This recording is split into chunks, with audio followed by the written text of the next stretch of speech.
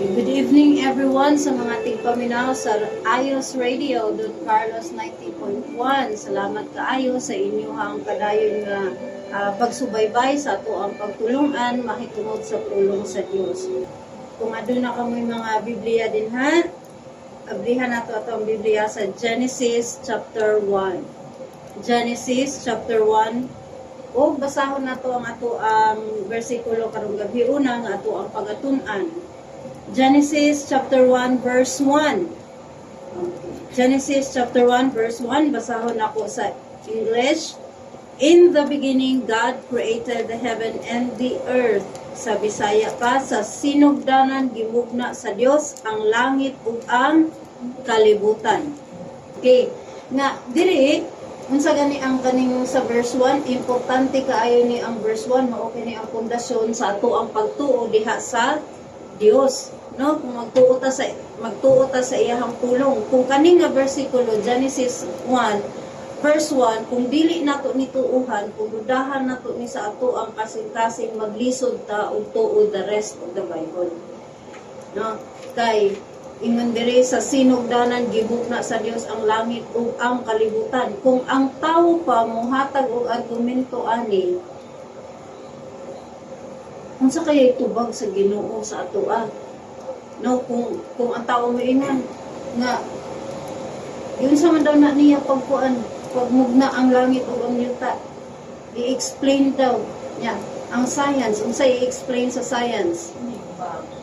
No, Big Bang theory, evolution, ano kanang kuan tubag sa siyensya. Pero unsa kaya tubag ana sa Ginoo sa tao?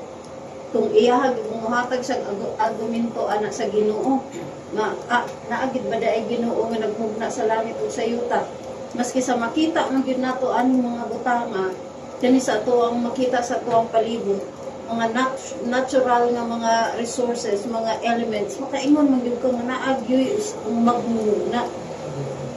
Walay lain nga magmugna, mao lang gyud na ang Dios. Kung ato ang ipataas ang ato ang garbo sa ato ang mga kaugalingon nga kahibalo, kaalam, unsa kay tubag sa Dios kanato? Ablihan nato sa Job chapter 38. Job chapter 38.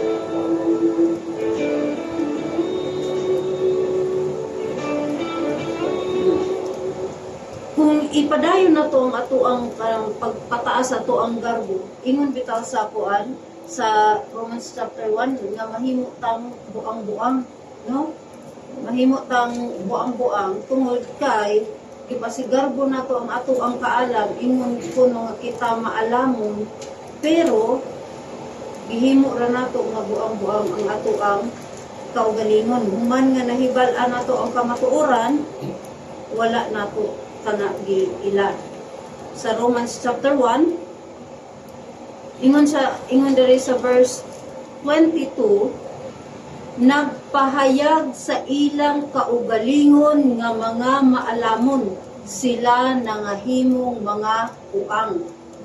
O miusab sa himaya sa dili madunuton nga Dios, ngadto sa usa ka dagway nga gihimo sama sa madunuton nga tawo, ug sa mga langgam ug sa tag-upat ang tiil, wala siya. So diri sa verse 22, kung kita magpadayon sa ato ang kaugalingon nga kahibalo, kaugalingon nga kanang kaalam nato, masusama ta aning mga tawhana nga nagapahayag sa ilang kaugalingon nga mga maalamon apan sila sa daw nangahimong buang. Kung ipadayon nato pagtuo sa ato ang kaugalingon, itudlo nato sa ato ang mga kabatan-unan ang kanang Big Bang theory, evolution, gipatuo nato ang ato ang mga kabatan-unan sa usa ka dakong bakat. Tungod kay ang Dios nag-ingon siya diri sa iyahang pulong sa Genesis chapter 1 verse 1 nga sa sinugdanan gimugna sa Dios ang langit ug ang kalibutan. So ang Dios mismo maoy nihimo sa langit o sa kalibutan. Dili na nga nikalit lang nga naay ni buto. No? Nga Wala na nag-ingon dire sa Biblia nga in the beginning bang. Huh? So ingon ana ba? Dili ko musugot ingon ana. Ikaw musugot ka sa evolution. Nga gikan ta sa unggoy, bala nagnangtag unggoy no. Basta dili kita gikan sa unggoy. Ayaw jud sugot. Na mao gyud na sugot jud ka. So dili jud ka mutuo sa pulong sa Ginoo nga sa sinugdanan ang Ginoo nagbuhat kan kung pananglitan. Kung pananglitan mao kana ang pero dili gyud ta mosugot nga gikan ta sa unggoy. Tungod kay ingon sa dire sa Genesis chapter 1 verse 26 ug ang Dios miingon atong buhaton ang tawo diha sa atong dagway. Susana ta sa ulaboy sa Dios. Naay mata, naay kamot, naay ilong. Nagbago ba? Kariya sa itsura sa tawo.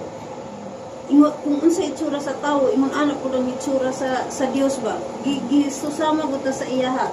Naay espiritu, naay kalag, naay lawas. No? Ang espiritu sa Dios mao ang balaan ni espiritu. Ang talag sa Dios mo na ang Ginoo kung sa kuan pa sa tulo pa kabahin ug ang physical nga itsura sa Dios mao na si Kristo. Mo na ang tao tulo kabahin. Ang unod sa tao mao na madunot. Apan ang kalag sa tao mao na ang magbayad sa binuhatan sa unod. No?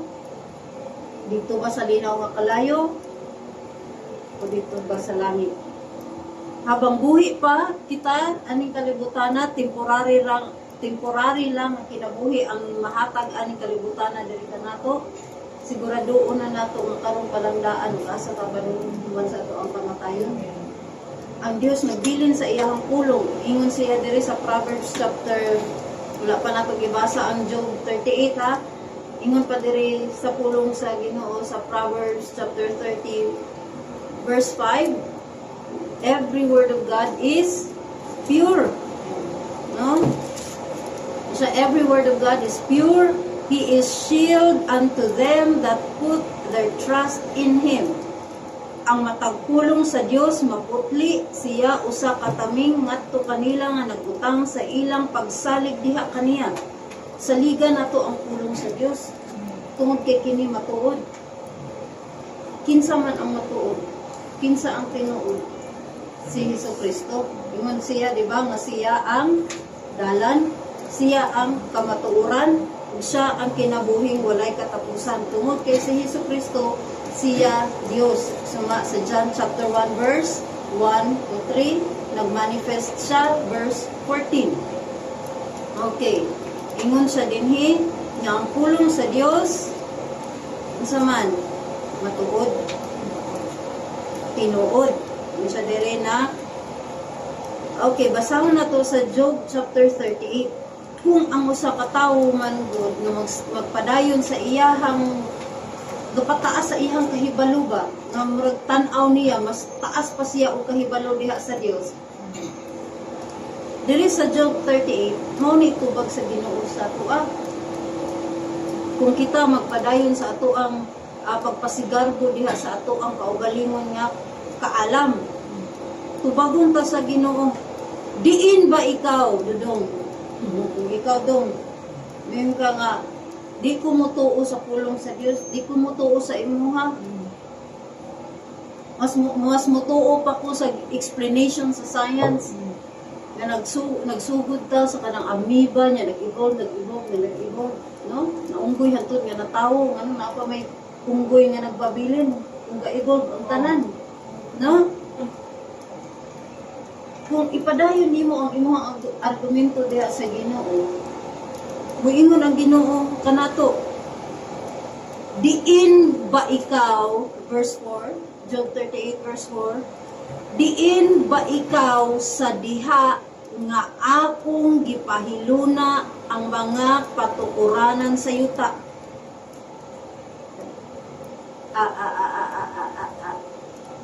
Nga ta, kadi ta ka? Di ta katubag. Kaysa wa pa gani ang ato ang wa pa ato ang ginikanan na ano baya siya. Sa wa pa si Moses na ana siya. Sa wala pa si Abraham na ana siya. Unsaon nato pagtubag, pagdepend ang ato ang mga kaugalingon nga kahibalo, ang ato ang kaugalingon nga mga kaalam kung kana ato ang ipasigarbo diha sa Dios, inig pangutana sa Dios ani kanato wala tay katubag. Ngun sa diin ba ikaw sa diha nga akong gipahiluna ang mga patukuranan sa yuta? Ipadayag. Kung ikaw adunay pagsabot. Diba? Lisod kaayo. Dili gyud maayo nga kitang mga tawo magpataas, magmakipagkumpita sa Ginoo. Tumugi ang Ginoo siya ang nagmugna kanatong tanan, di gyud nato na masabtan, dili ta makatubag giunsa niya pagbuhat, pagmugna ang langit ug ang yuta. Sa diin ba ikaw sa diha nga akong gipahiluna ang mga patukuranan sa yuta? Maski mo ingon pa siguro na apakas plano sa imuhang ginikanan, pangutana sa mong asa man nagikat asa man imuhang ginikanan sa pagbugna niya no, sa langit o sa yuta. Wala gihapon na ikatubag. Mao nga kitang tanan, wala gitay angay nga ikapasigarbo sa ato ang kaugalingon. Ngod kay ang pulong sa Dios, Hebrews chapter, maski unsaon nato og kuan, bali-bali. Hebrews chapter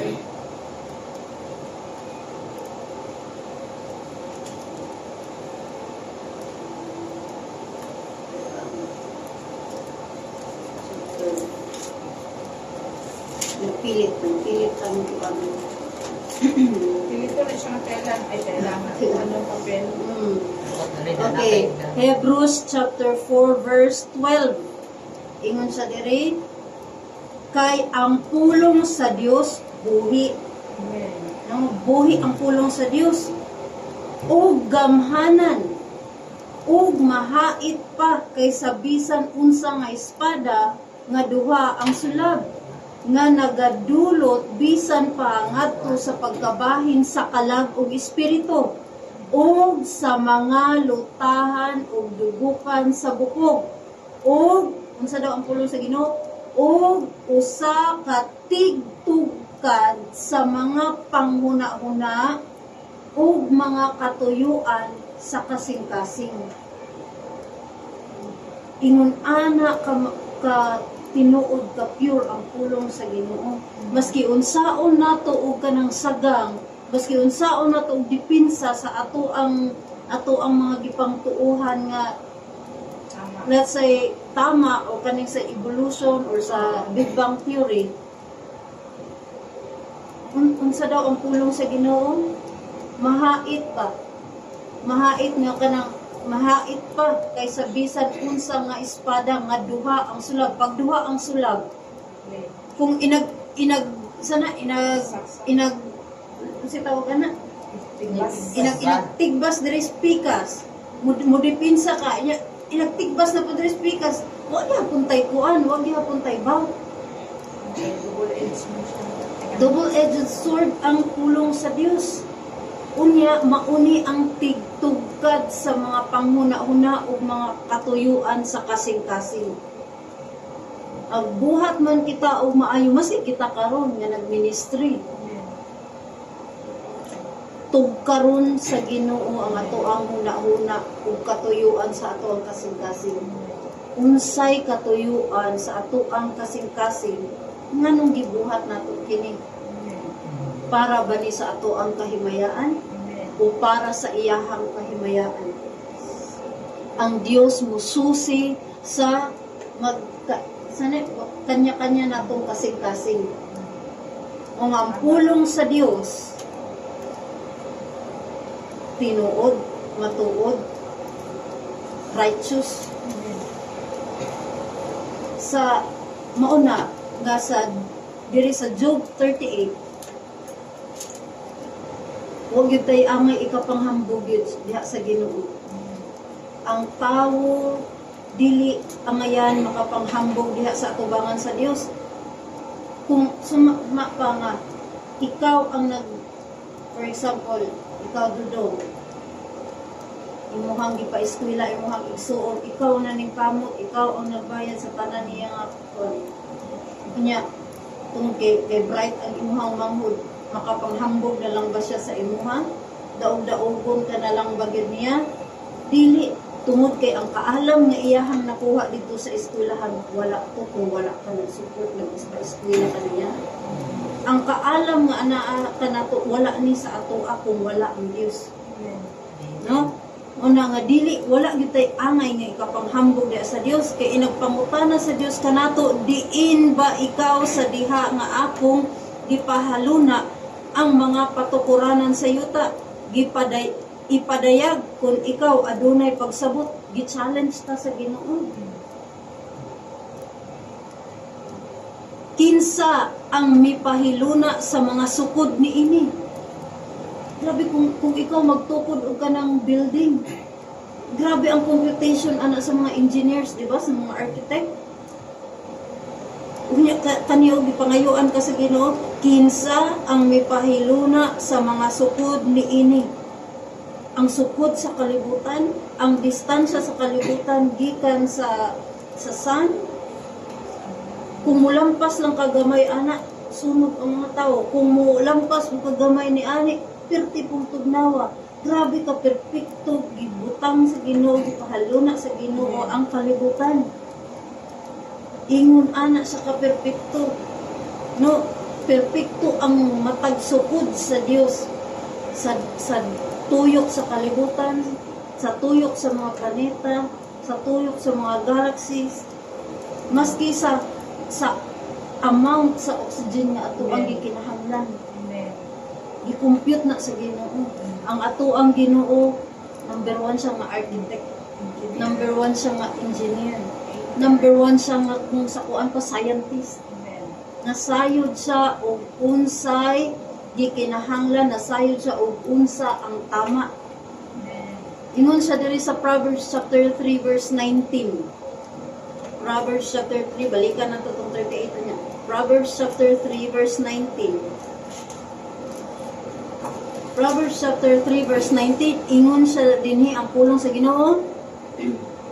The Lord by wisdom hath founded the earth.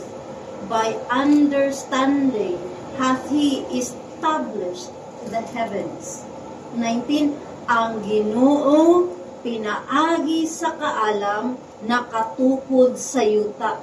Pinaagi sa pagsabot, siya milig-on sa kalangitan. Kung ang usa ka architect, no, naa siya'y kaalam. Ang iyahang kaalam sa gikan sa iyahang kanang mga pag-eskwela, sa iyahang mga natun-an, iyahang gi-apply ani sa iyahang design. Yun ang Ginoo pinaagi sa kaalam nakatukod sa yuta, pinaagi sa pagsabot siya milig-on sa kalangitan. Imong anak ko ang mga architect baya. No? Pinaagi sa ilahang kaalam, sila nakatukod sa ilahang mga kanang ilang ganing gipang design. Design pa lang, gi-compute na nila daan. Karon na ay civil engineer. Umauna to'y nitukod, gipalig-on pagyud nila ang ilahang mga buildings, ang ilahang mga gipang buhat, gipang design. Ingon ana ang Ginoo. No, sa kaalam sa Ginoo, tukod niya ang yuta. Sa nakita sa Dios nga ang yuta, akuan ni siyang itukod, tungod kay kung wala ning yuta, giuna niya pagbuhat ang yuta, di ba? Kaysa sa tanon, tungod sa kaalam sa Dios, giuna gid niya pagbuhat ang yuta. Kay aron, unsa pud niya paglig-on ang kaning yuta ug ang mga anaa sa kalangitan. gibutangan niya o mga tanom kung sumagod sa kanang sa mga kung kusog ang ulan-ulan, di ba na yung mga landslide?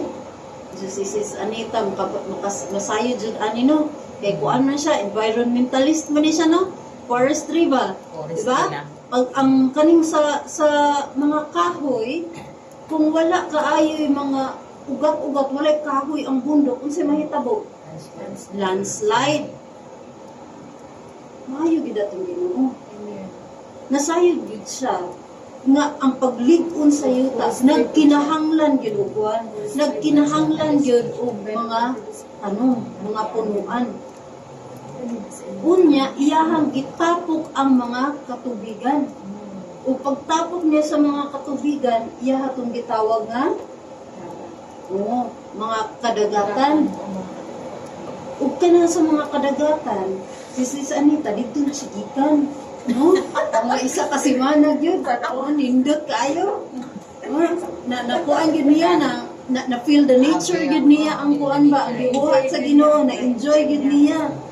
No, na appreciate ko ang pink nga sun.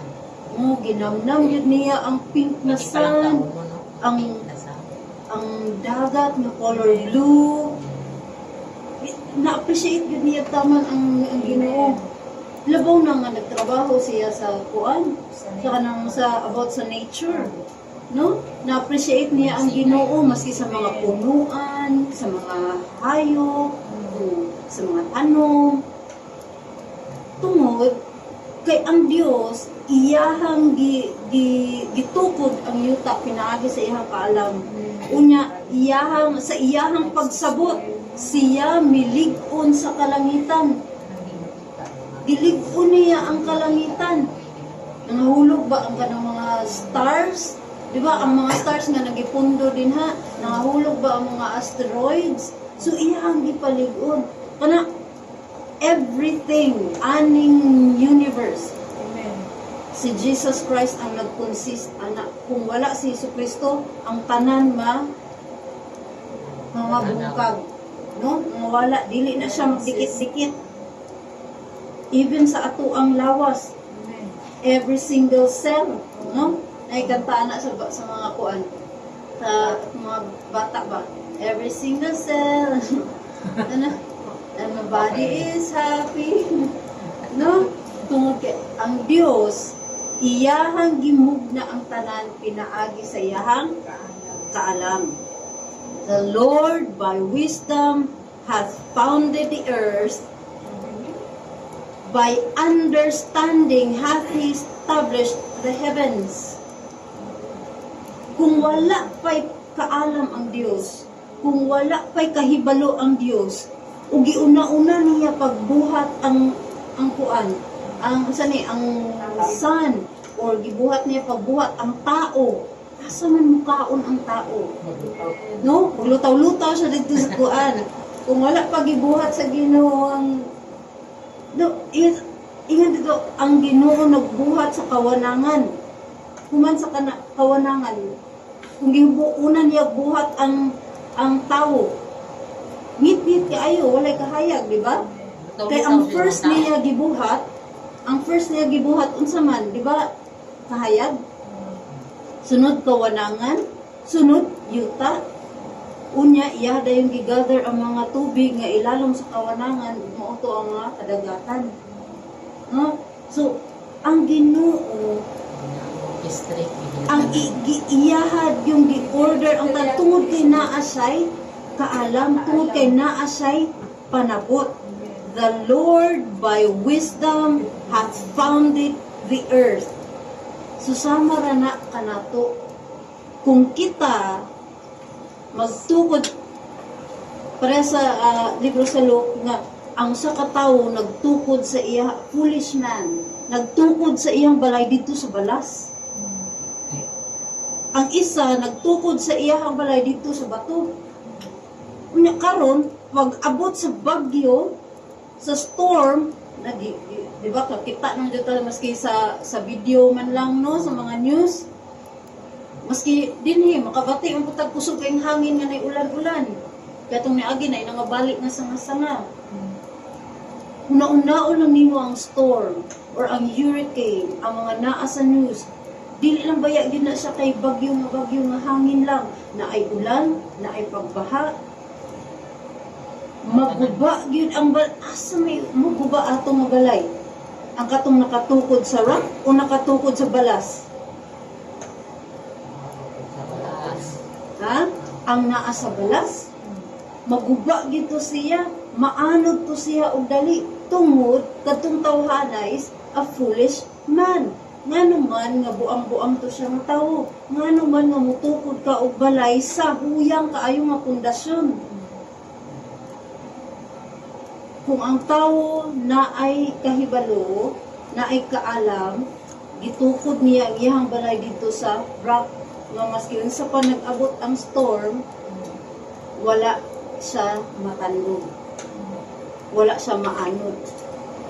Nung ang Dios, gihatagan ta niya og kaalam ko.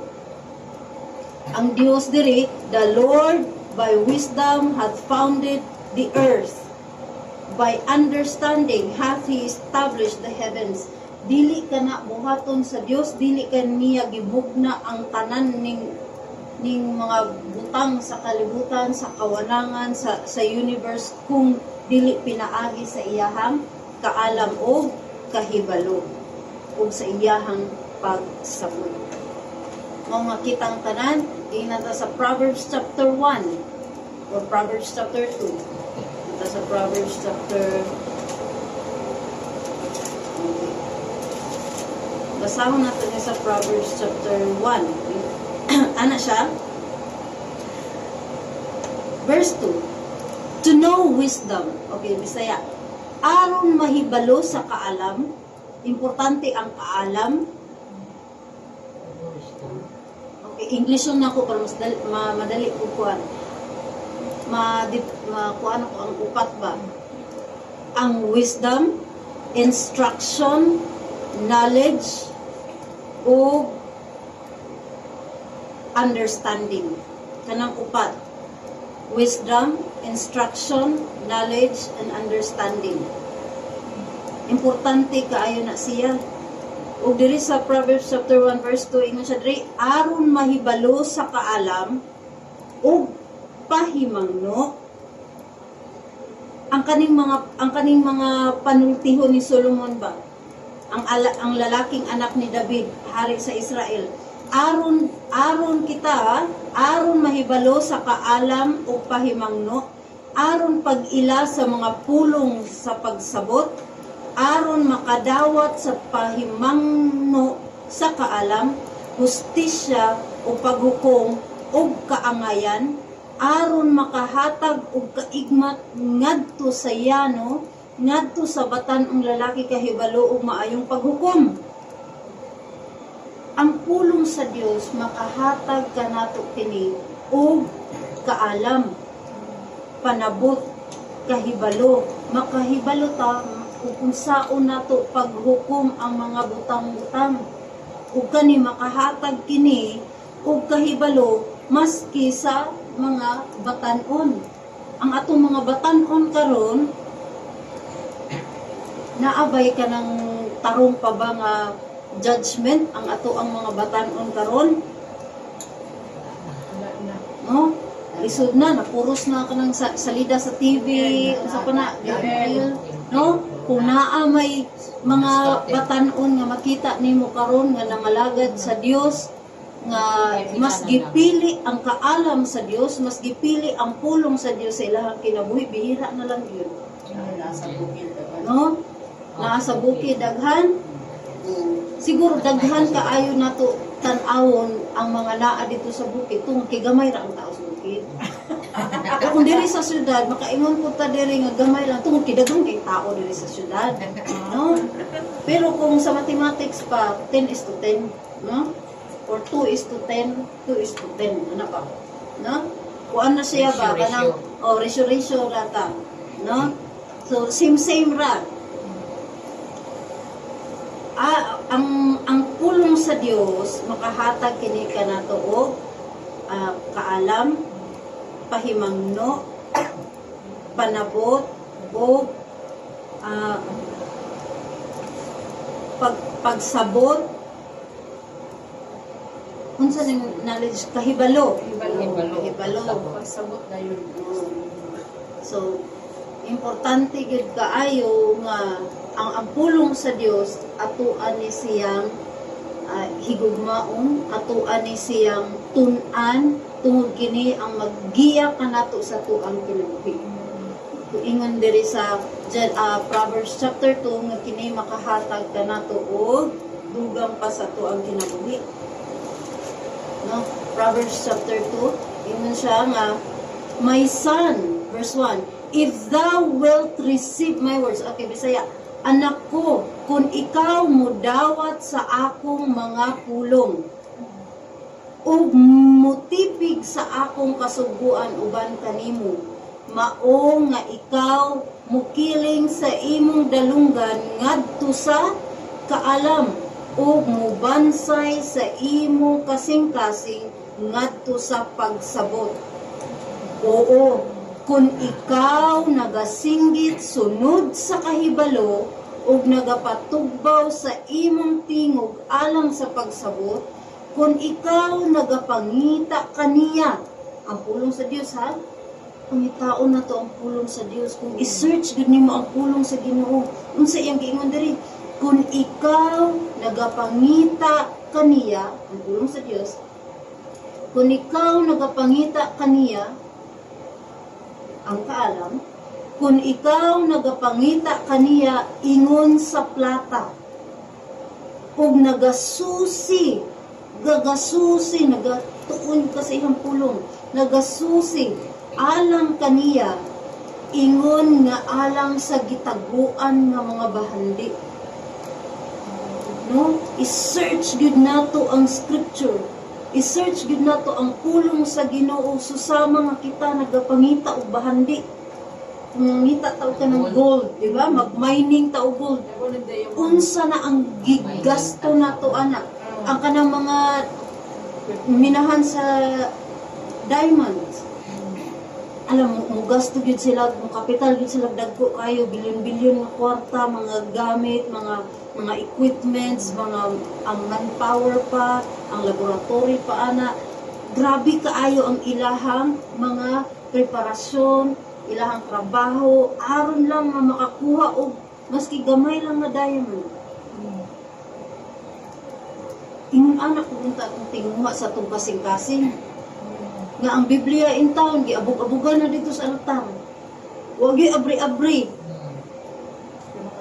Sa tinuod lang yun, ang pulong sa Ginoo, unsa ingon dinhi, kung ikaw nagapangita kaniya ingon sa plata, ug nagasusi alang kaniya ingon nga alang sa gitaguan nga mga bahandi, nan ikaw makasabot sa kahadlok sa Ginoo ug makakaplag sa kahibalo sa Dios.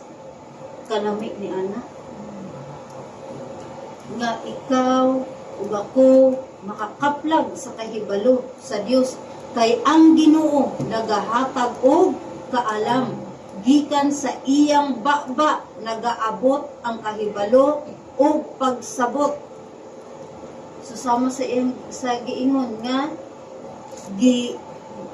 gibuhat sa Dios tong Proverbs chapter 3 verse 19, ang Ginoo pinaagi sa kaalam nakatukod sa yuta, pinaagi sa pagsabot siya milig-on sa kalangitan. Mao nga ang tawo wala gid siya ikapanghambog diha sa Dios. Kay pangutan-on kata sa Dios, asa man ikaw? Sa diha nga akong gimugna ang langit ug ang kalibutan. Kung naa man kay katubag, sige daw, dipinsahe unsa na imuhang tubag. Maski unsaon pa nato og rason, wala gid tay bawt diha sa Ginoo. Tungod kay ang iyahang pulong na susama sa na espada nga duhay sulab. Okay. So singon nato ning Psalm 104 verse 5. Psalm 104 verse 5.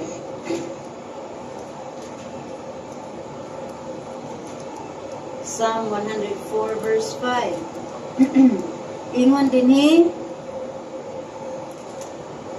kinsa ang nagmugna sa langit ug sa kalibutan? Ang Dios. Kanus aniya gimugna ang langit ug ang kalibutan? Sa sinugdanan. Kinsa ang nagmugna sa langit ug sa kalibutan? Ang Dios.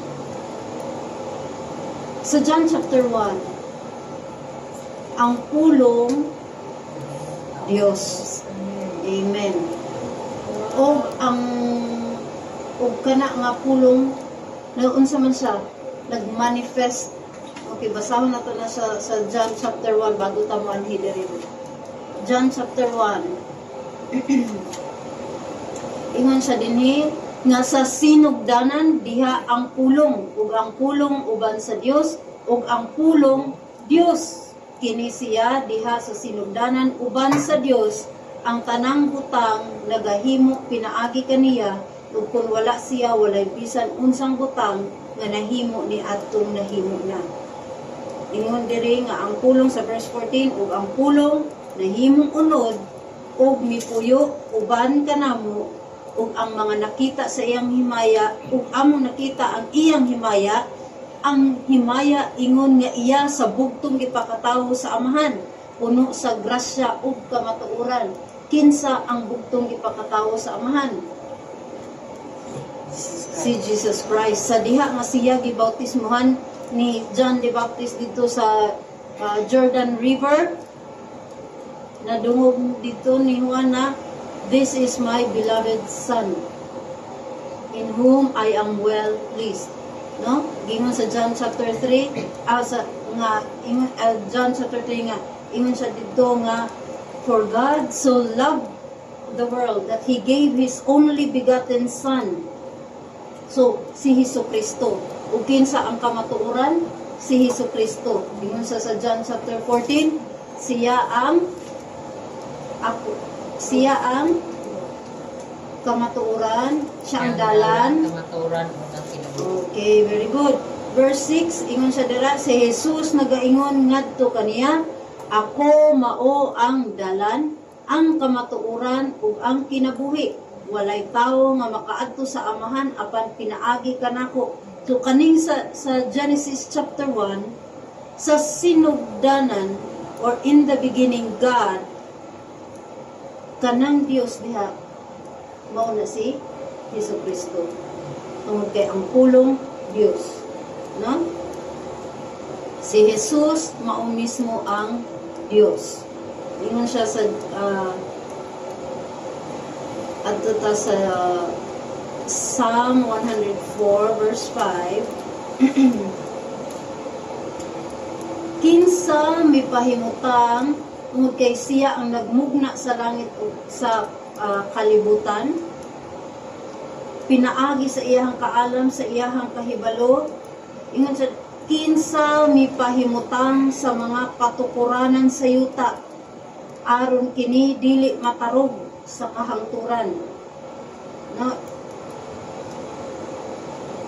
Ang Dios, siya mismo, siya ang nagbuhat sa pundasyon sa yuta. Siya ang sa patukuranan. Kaya ang pundasyon ba? Haligi. O. Kinsa mipahimutang sa mga patukuranan sa yuta aron kini dili matarog sa kahangturan. Tungod sa kaalam sa Dios, tungod sa kahibalo sa Dios, iyaha kanang gimugna pinaagi sa iyahang kaalam ug gikan sa iyahang baba, no, nagawas ang kaalam, ang kahibalo. Mao nga kita nga mga tao ikinahanglan nga diri sa Genesis chapter 1 verse 1 mao kani ang pundasyon sa ato ang pagtuo diha sa Dios. Kay kung magdudahan nato ang Ginoo, dudahan nato ang iyahang pulong, diri pa lang daan sa sinugdanan, Genesis chapter 1 verse 1, maglisod na kita pagtuo sa mga ubang butang nga iyahang gipangsulti dinhi sa iyahang pulong. Kung dili nato tuuhan nga ang Ginoo nagmugna sa langit ug sa yuta, unsaon nato pagtuo giunsa pagmugna ang yuta? Kung wala nato siya gituuhan nga siya anaan na daan bago pa man ang sinugdanan, unsaon nato pagtuo sa aning mga pulong sa Dios. Oh, kinsa pa may tuuhan nato. Oh, ni kalitra. So, mao na nga hatagan nato ug higayon ang ato ang kaugalingon nga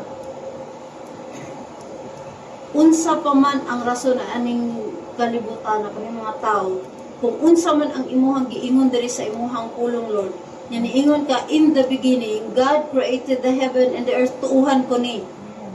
Karon kay tuuhan ko ni nga ikaw ang lumugna sa langit ug sa kalibutan, karon ako ani siyang basahon. I-search na ko imuhang scripture, susihon na ko imuhang scripture nga susama sa kanang bahandi nga ako agid siyang susihon aron masabtan nako ang imuhang kahibalo, imuhang kaalam ug ako makabaton og panabot sa giunsa nimo ni pagmugna ang langit ug ang kalibutan. Ang kani nga bersikulo, ako agid kining tuuhan, ikaw na ang magpasabot sa ako asab mga panahon nga ako aning susihon sa matag adlaw nga ang kutob sa ako ang pagsusi aning imuhang pulong, ako kining isulat diri sa papan sa ako ang kasing-kasing. Ang kaning ang imuhang mga instruction diri, ako aning i-bind diri sa ako ang liog aron kani dili mawala kanako. O nga, ang pulong sa Dios mulungtad ni hangtod sa hangtod. Heaven and earth shall pass away, pero ang iyahang pulong dili gyud na siya mahanaw. Magpabilin nga buhi ang iyahang pulong. Sa karon mahitungod sa pulong ug giunsa niya pagmugna ang langit ug ang kalibutan, gimugna niya ni gilay niya ang foundation ani pinaagi sa iyahang kaalam, pinaagi sa iyang pagsabot.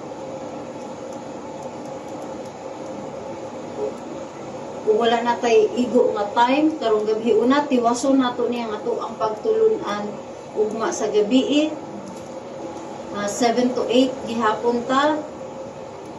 Dong, ikaw ugma anhi gyapon ka. Oh, dili na rason wala wala na. Oh, amen. Amen na gid kayo. No? So ingon anak gyud usa na siya sa kanang mga kasing-kasing ba nga ganahan gid ang Ginoo na malipay mahimaya ang Ginoo na tungod kay mas gitinguha nato ang mga langit ng butang. kay usa ang mabasa diya masabtan ako ya sulay na mo ang kaisang bakalingan kay lisod magayo tagabi ko dili wala pagpuli sa malayo sa kalibutan ng palibot wala lang gyapon. Kalibutan ang nagbinasa ni Biblia. Amen. Tabang sa Dios kita hinay-hinay nga mabag-o Hindi man overnight ang ang pagbago di man pinakalit. Di man instant. Maski kami nga nakabasa ning naagihapon ng mga struggles. Nahinay ra gyud ta. Oh. Yes. Amen. Okay, so believe on the Lord Jesus Christ and thou shalt be saved. Search the scripture. Susama sa hidden treasure. Nangita agad ang pulong sa Diyos. So, good night everyone.